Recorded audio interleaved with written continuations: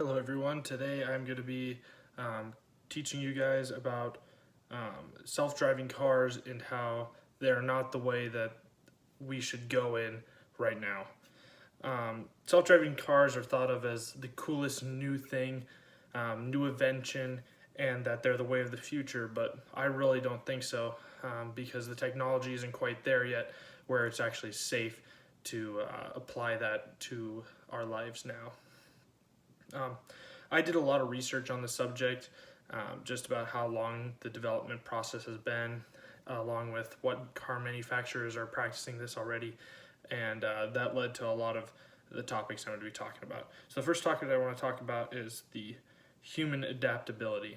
So when we drive day to day in our vehicles that may not be self-driving, we always are faced with different choices.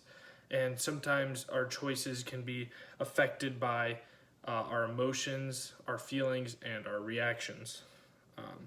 So if you think of a situation, you're driving down the highway and a car is starting to enter your lane, okay? Are you going to choose to get out of the way of the car or continue straight and hit the car? Because if there's a concrete barrier on the highway next to you and the car is merging in, you're naturally going to choose to hit the concrete barrier to not possibly injure the other person in the vehicle. But with a self-driving vehicle, it's programmed to stay in its lane and to not hit the barriers that are already placed into its GPS programming. So naturally, it's going to continue straight and hit the vehicle, possibly ending in a very bad car accident. So many people think these self-driving cars will help less accidents happen when really it can cause some other issues other than our natural human mistakes. Another thing you have to think of is our human driving. Every day we make mistakes that other humans that are driving vehicles catch. So we're not perfect. Every day we drive, we're not perfect. These machines are designed to be perfect on the road. They're designed to stay exactly in the middle with a foot on the right of them, foot on the left of them from the barriers.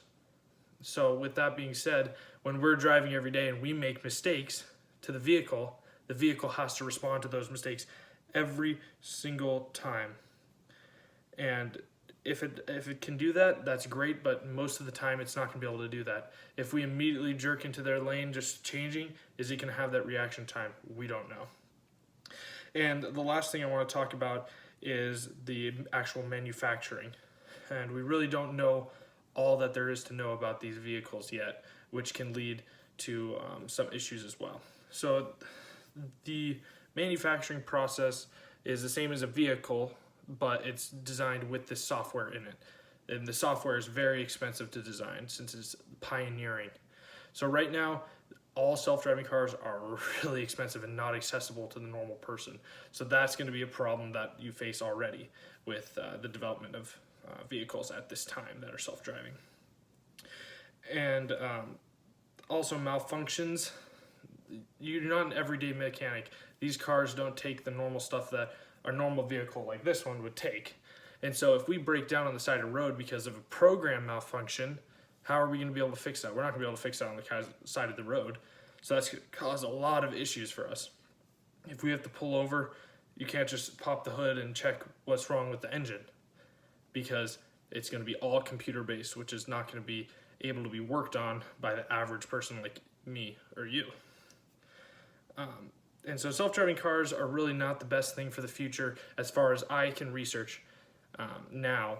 But maybe many years down the road when we have more development in this and more self-driving cars reach the road, maybe it will be our future. But right now, it's not, because accidents are going to be far too often and we're not going to be able to take care of them ourselves and fix them.